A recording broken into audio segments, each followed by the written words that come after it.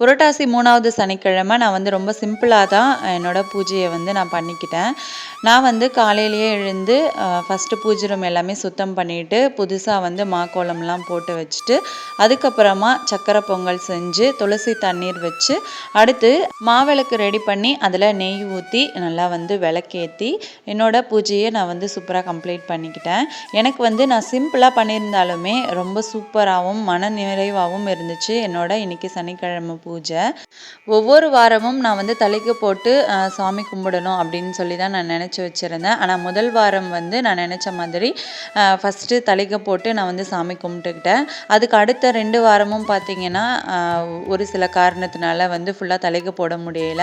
ஏதாவது ஒரு நெய்வேத்தியம் செஞ்சு தான் வந்து நான் செஞ்சு வச்சிட்ருக்கேன். நம்ம சேனலில் லாங் வீடியோ போஸ்ட் பண்ணியிருக்கேன். ஃப்ரீ டைமில் வந்து கண்டிப்பாக செக் பண்ணி பாருங்கள். இந்த வீடியோ பிடிச்சிருந்துச்சு அப்படின்னா லைக் பண்ணிக்கோங்க. தேங்க்யூ.